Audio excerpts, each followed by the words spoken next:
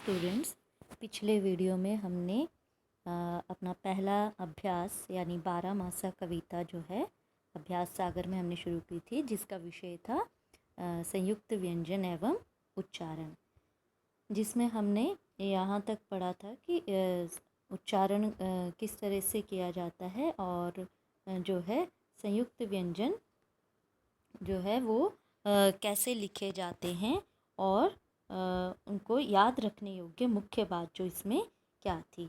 तो इसमें मुख्य बात ये थी कि जब दो या दो से अधिक व्यंजनों का संयोग होता है तो उसे संयुक्त व्यंजन कहते हैं। ये मैंने कहा था आपको कि मुख्य रूप से आप इन चीज़ों को याद रखेंगे कि संयुक्त व्यंजन किसे कहते हैं। दो या दो से अधिक व्यंजनों का संयोग होता है, लेकिन हमने क्या ध्यान रखना था इसमें कि संयुक्त व्यंजन में पहले व्यंजन में स्वर नहीं होता और दूसरे व्यंजन में स्वर होता है। इसके लिए हमें स्वर और व्यंजन का ज्ञान होना आवश्यक है, जो कि पिछले वीडियो में मैं आपको बता चुकी थी कि स्वर क्या है। अ आ इ ई ये जो हैं ये हमारे स्वर हैं। व्यंजन क से ग तक हमारे व्यंजन है। और यहाँ पर हमने ये पढ़ा था कि संयुक्त व्यंजन और तीन व्यंजन, ठीक है, ये शब्द किस तरह से लिखे जाते हैं।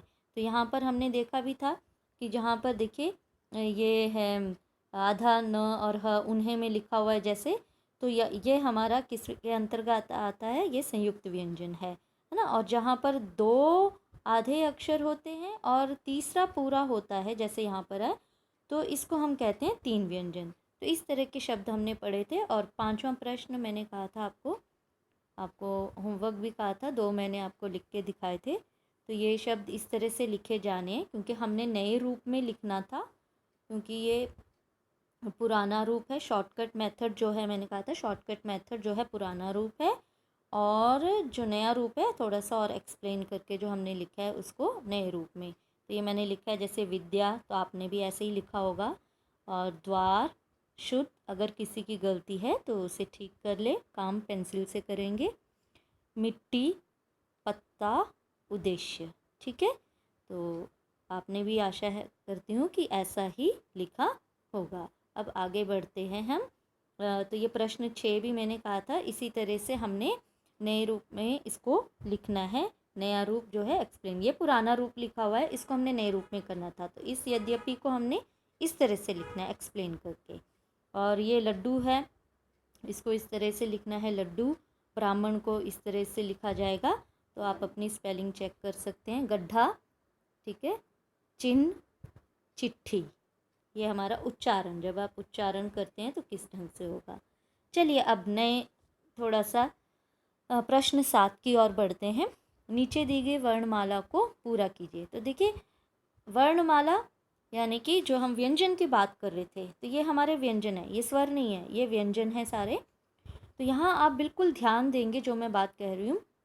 देखिए ऊपर लिखा गया है वर्ग, पहला वर्ण, दूसरा वर्ण, तीसरा वर्ण, चौथा वर्ण और पांचवा वर्ण, ठीक है। तो इसमें क्या है, क्योंकि क वर्ग, अभी आप देख रहे हैं क वर्ग यहाँ लिखा हुआ है और दोबारा से क लिखा है, ख लिखा है, ग लिखा है, घ और ञ लिखा है। तो आप ये देख रहे हैं ये है कि इस कैटेगरी के, क्योंकि हमारा कैसे शुरू है, देखो अगर हम ऐसे याद रख लेंगे ना, क च ट त प, तो अगर हमें पहले अक्षर याद होंगे तो आगे का हमको सारा याद आ जाता है कि क वाली लाइन कौन सी है, क ख ग घ ञ, और च छ ज झ ञ, ट ठ ड ढ न, है ना। ऐसे ही त थ द ध न, तो ये इस कैटेगरी के हैं। ये त वाली लाइन के हैं सारे व्यंजन, ये ट वाली लाइन के, च वाली लाइन के, क वाली लाइन के, इसलिए इसको लिखा है क च ट त प। कभी आपको नई व्यंजन लिखने आए, क च ट त प याद रखेंगे, उसको इस तरह से लाइन से लिख लो और आगे के शब्द अपने आप याद आते जाते हैं। तो ये आपने ध्यान रखना है, जैसे पहला वर्ग, दूसरा वर्ग, तीसरा, चौथा और पांचवा, तो ये ध्यान रखना है। अभी हम आगे इसको देखेंगे। अगला प्रश्न देखते हैं। अब अपनी हथेली को पलटकर आपने क्या करना है, हथेली को सीधे मुंह पे रखना, उल्टा हाथ अपने लिप्स के पास रखना है, अपने मुंह के पास रखना है, बिल्कुल पास में ले जाना है। और अब ऊपर लिखी हुई वर्णमाला के वर्णों को क्रम से बोलिए। अब आपने उसको बोलना है।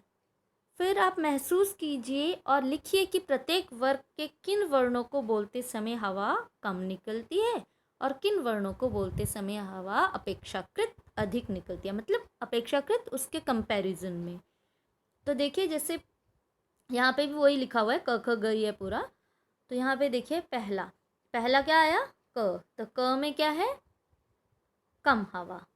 अब उसके बाद अगले में चलना है, यहाँ नहीं चले जाना, इधर नहीं चले जाना है आपने, इधर से ऐसे पकड़नी है लाइन, लाइन से चलना है। क में कम हवा, जब आप हथेली आपने उल्टी करके अपने मुंह के पास रखी होगी तो इसी तरह से आएगी, आप महसूस करेंगे। ख, तो ख बोलते वैसे भी जोर लग रहा है तो हवा ज़्यादा, तो यहाँ आप लिखेंगे अधिक हवा। ग कम हवा, घ अधिक हवा, ञ कम हवा। तो अब आप ये भी ध्यान रखें, देखिए पहला वर्ग हमारा यहाँ तक खत्म हो गया, ठीक है, 5 होते हैं ना पूरे, तो यहाँ तक कम अधिक कम अधिक कम, ठीक है। तो यानी पहले में कम, दूसरे में अधिक। तो अच्छा, कम कौन कौन से इसमें आई है, पहले, तीसरे और पांचवें में, है ना। पहले, तीसरे और पांचवें में कम, या फिर आप इस तरह से भी याद कर सकते हैं, पहला कम, दूसरा अधिक, कम अधिक कम। लेकिन उसके बाद ऐसे नहीं कर देना कि ये अधिक, ये पहला वर्ग यहाँ तक खत्म हुआ है। अब च से फिर पहला ही शुरू हो गया ना, च छ ज अगला वर्ग, तो यहाँ पे भी कम अधिक कम अधिक और फिर यहाँ पर कम। अब ये च वाला भी खत्म हो गया, 5 वर्ण हो गए पूरे। अब ट वाली लाइन शुरू, तो यहाँ पे क्या होगा, कम ठ अधिक ड, फिर कम ढ, फिर अधिक न, कम, है ना। फिर त से हमारी फिर से पहली शुरू होगी लाइन, पहला वर्ग, है ना। फिर कम अधिक कम द कम ध अधिक, ठीक है। फिर इसी तरह से प फ ब भ म, तो प वाले ही फिर पहली लाइन शुरू की, प कम फ अधिक ब कम भ अधिक और म कम। तो पहला, तीसरा और पांचवा, इसमें तो कम कम ही आ रही है ना। तो देखिए अगली आपने ये रिक्त स्थान की पूर्ति भी इसी ढंग से होगी। प्रत्येक वर्ग के पहले, तीसरे, पंचम वर्ण के उच्चारण में हवा कम निकलती है और दूसरे, चौथे वर्ण के उच्चारण में हवा अधिक निकलती है, ठीक है। तो इस तरह से याद रखना है। और मुख्य बात जो ये इस तरह से बॉक्स में दी गई होती है, इसको बिल्कुल याद रखना होता है, ये इंपॉर्टेंट बातें होती है, तो याद रखने होंगे। जिन व्यंजनों के उच्चारण में हवा कम मात्रा में निकलती है उन्हें क्या कहते हैं, अल्प प्राण, उन्हें कहते हैं अल्प प्राण। कम हवा, अल्प मतलब ही थोड़ा होता है, कम मतलब भी थोड़ा है, तो अल्प प्राण यानी कम हवा, प्राण वायु कहते हैं ना हम। देखो अल्प मतलब कम, प्राण मतलब वायु, वैसे भी हम प्राण वायु कहते हैं ऑक्सीजन को, वायु मतलब यहाँ पे हवा से प्राण वायु, है ना। तो अल्प प्राण यानी कम वायु, तो इनको अल्प प्राण व्यंजन कहते हैं। और जिन व्यंजनों के उच्चारण में हवा अधिक मात्रा में निकलती है उन्हें क्या कहते हैं, महाप्राण। तो महा मतलब अधिक, प्राण मतलब वायु, तो अधिक वायु व्यंजन कहते हैं, महाप्राण व्यंजन। तो अल्प प्राण जिन व्यंजनों को बोलते समय हवा कम, महाप्राण जिन व्यंजनों को बोलते समय वायु अधिक यानी हवा अधिक निकलती है। अब अगला प्रश्न ये स्वयं आप करेंगे, एक मैं उदाहरण आपको बता देती हूँ। जैसे प्रश्न 9 है, नीचे दिए गए शब्दों को ध्यानपूर्वक बोल बोल कर पढ़िए और लिखिए कि संयुक्त व्यंजन के रूप में आए व्यंजन कौन से नंबर के वर्ण हैं और वे अल्प प्राण हैं अथवा महाप्राण। अब आपने यहाँ पर ध्यान देना है कि यहाँ जैसे ये लिखा गया है, थोड़ा सा बड़ा कर दूँ ताकि आप आसानी से देख सके। तो यहाँ पर जैसे मक्खन लिखा हुआ है ना, तो देखो क तो पहले वर्ग का था, ख के बाद ख आया ना, दूसरा हो गया, ठीक है। तो हमने आपने कुछ नहीं ध्यान देना है, आपने सिर्फ ये ध्यान देना है जहाँ पे मोटे काले अक्षर किए गए हैं, आपकी समझ के लिए मैंने अंडरलाइन भी कर दिया है। तो ये मोटे काले जो अक्षर किए गए हैं यहाँ पर, इसमें देखना है कि पहला और दूसरा, तो इसको हम फर्स्ट और सेकंड बोल रहे हैं, हम आगे पीछे का और नहीं देख रहे हैं। तो यहाँ पर आपने कैसे लिखना है, जैसे यहाँ पे लिखा था च जो है पहला वर्ण कर रहे हैं हम इसको, तो ये अल्प प्राण यानी कम हवा। अब आप बोल के देखेंगे ना, अच्छा, है ना, च छा, तो इसमें तो वैसे ही आधा ही है, वैसे ही कम है ना।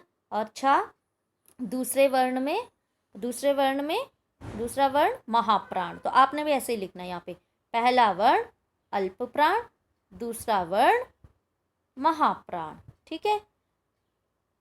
अब च और छ भी पहला और दूसरा, ये च वाली लाइन में देखेंगे च पहला है और छ दूसरा है। और ऐसे चिट्ठी में भी ट पहला है, ठ दूसरा है। बुद्धि में देखो, बुद्धि में पहला नहीं लिखेंगे हम, क्या लिखेंगे, त थ द, तीसरे नंबर पे आ गया, तो द तीसरा वर्ण, तो तीसरा भी क्या है हमारा, अल्प प्राण है ना, कम निकलती है हवा। और ध तीसरा और चौथे में क्या है, अधिक, तो महाप्राण। इस तरह से लिखना है, यहाँ पे पहला ही नहीं लिखते जाना है लाइन से कि सारे पहले हो गए। ये तीसरा है, तीसरे में अल्प प्राण, और ध चौथे नंबर का वर्ण है, तो चौथा वर्ण महाप्राण, इस तरह से लिखेंगे। अब त और थ इसको भी इसी तरह से गिनेंगे। अब त वाली लाइन क च ट त है ना, तो त भी पहला ही है, त अल्प प्राण, और थ यहाँ पे लिखेंगे, थ कौन सा, ये पहला वर्ण अल्प प्राण और दूसरा वर्ण महाप्राण। यहाँ पर तीसरा और चौथा आना है, ये ध्यान रखिएगा, तीसरा अल्प प्राण, चौथा महाप्राण। तो फिर इसमें ये बात आपने ध्यान रखनी है, याद रखिए, संयुक्त व्यंजनों में वर्ग का पहला जो होता है अल्प प्राण वर्ण दूसरे महाप्राण वर्ण से जुड़ता है, तथा तीसरा अल्प प्राण वर्ण चौथे महाप्राण वर्ण से जुड़ता है। तो उदाहरण के लिए जैसे गट्ठर, बुढ़ा, है ना, इसी तरह से ये आगे देखिए, ट जो पहला अल्प प्राण है, ढ दूसरा महाप्राण व्यंजन है। तो ये आपने ध्यान रखना है, और जो काम दिया गया है उसे पूरा करेंगे। अगले वीडियो में मिलेंगे फिर हम नए काम के साथ, तब तक धन्यवाद।